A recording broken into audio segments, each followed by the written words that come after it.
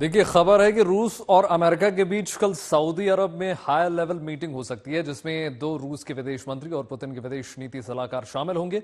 America की तरफ से भी विदेश मंत्री और एनएसए के साथ विशेष दूत यानी स्टीव विटकॉफ होंगे। बातचीत के लिए सऊदी अरब को इसलिए चुना गया है क्योंकि ये एक तटस्थ देश है जिसके रूस से अच्छे खासे रिश्ते हैं, जबकि इस वक्त यूरोप के तमाम देशों से रूस के रिश्ते ठीक नहीं हैं। यहीं पर पुतिन और ट्रंप की मुलाकात हो सकती है। 2023 में आईसीसी ने पुतिन को युद्ध अपराधों के लिए जिम्मेदार मानते हुए अरेस्ट वारंट जारी कर दिया था। सऊदी अरब आईसीसी का सिग्नेटरी नहीं है, इसलिए पुतिन बिना गिरफ्तारी के डर से सऊदी अरब की यात्रा कर सकते हैं। तो देखिए, एक तरफ यूक्रेन युद्ध के खत्म होने के आसार हैं, यानी यूरोप में शांति हो सकती है, मगर दूसरी तरफ आशंका है कि मध्य पूर्व में तनातनी बढ़ सकती है, क्योंकि इजराइल का इरादा ईरान के खिलाफ कार्रवाई करने का है। अगर ऐसा हो जाता है तो एशिया में युद्ध फिर से दस्तक दे सकता है। रिपोर्ट देखिए।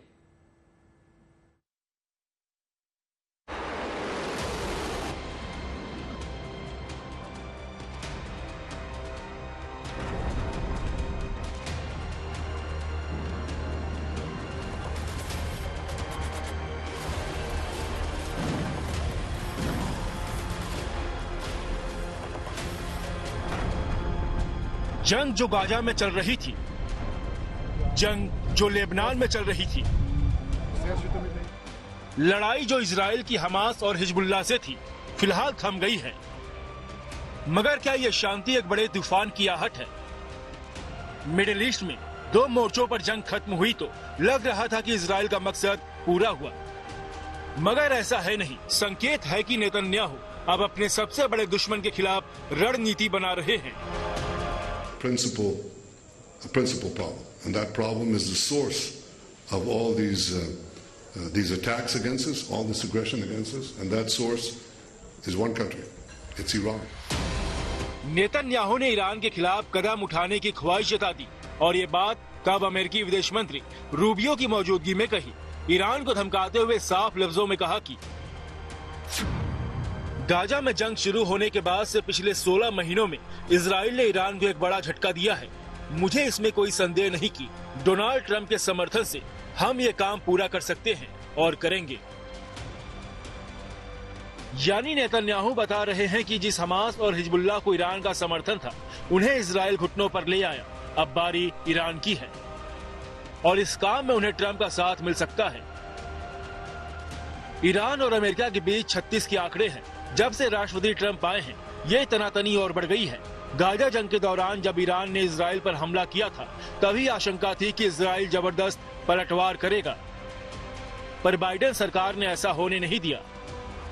पर ट्रंप के आक्रामक रुख को देखते हुए नेतन्याहू को लगता है कि उन्हें ईरान पर हमले की छूट मिल जाएगी। वो अभी से ईरान के परमाणु हथियारों को लेकर माहौल बना रहे हैं। That Iran poses is that this decrepit regime would achieve nuclear weapons. And we are committed, as President Trump has said many times, and as Secretary Rubio said today, we are committed that Iran never gets nuclear weapons. That is a common goal. अमेरिकी intelligence एजेंसियां पहले से ही अमेरिकी सरकार से आशंका जता चुकी हैं कि इजराइल ईरान पर भारी हमला कर सकता है। खुफिया रिपोर्ट में कहा गया है कि इजराइल अभी भी ईरान में सत्ता परिवर्तन करना चाहता है और सुप्रीम लीडर आयतुल्लाह खामनेई को सत्ता से हटाना चाहता है। रिपोर्ट के मुताबिक इस साल के आखिर तक ईरान के परमाणु प्रोग्राम से जुड़े ठिकानों पर इजराइल के हमले की आशंका जताई गई है। हालांकि इस हमले के बाद मिडिल ईस्ट में बड़ी जंग की शुरुआत हो सकती है, मगर नेतन्याहू संकेत दे रहे हैं कि वो इसके लिए तैयार हैं, बशर्ते अमेरिका उनका साथ दे। इजराइल गए अमेरिकी विदेश मंत्री रूबियो ने सिर्फ ईरान पर निशाना नहीं साधा और उनके बयान में ईरान के लिए सीधी चेतावनी थी। रूबियो ने कहा कि ये ध्यान देने वाली बात है कि चाहे हम हमास की बात करें या हिजबुल्लाह की, वेस्ट बैंक में हिंसा की बात करें या सीरिया में अस्थिरता की या इराक में मिलिशिया की, इन सब के पीछे ईरान ही है। रूबियो और नेतन्याहू दोनों ने ईरान से चेतावनी भरे लहजे में कहा कि वो मिडिल ईस्ट में अपने आक्रामक रुख को बदले। दोनों नेताओं ने मैसेज दिया कि ईरान के खतरे से निपटने के लिए इजराइल और अमेरिका कंधे से कंधा मिलाकर खड़े हैं। यकीनन ट्रंप के राष्ट्रपति बनने के बाद तस्वीर बदली है। संकेत है कि इजराइल अगर मिडिल ईस्ट में सख्त कदम उठाता है तो उसे अमेरिका पूरी तरह समर्थन देगा। ट्रंप ने शपथ ग्रहण के 5 दिन बाद ही इजराइल को 2000 पाउंड वाले भारी बमों की सप्लाई पर लगी रोक हटा ली थी, जिसे बाइडेन ने इसलिए रोका था कि इजराइल गाजा के रफा शहर पर फुल स्केल अटैक न कर सके। पर ट्रंप की सहमति है, खुलकर समर्थन है, बल्कि गाजा के हमले में इजराइल को एक तरह से फ्री हैंड है।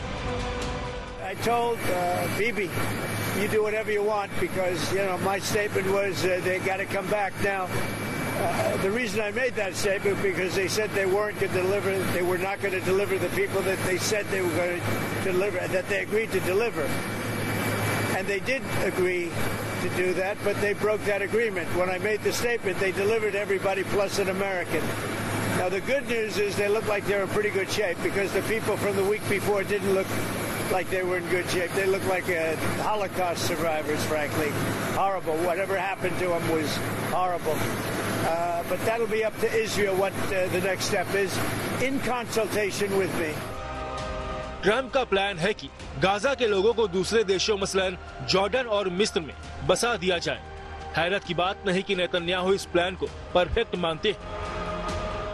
President Trump has presented a bold new vision and the only plan that I think can work to enable a different future for the people of Gaza, for the people of Israel, for the surrounding areas.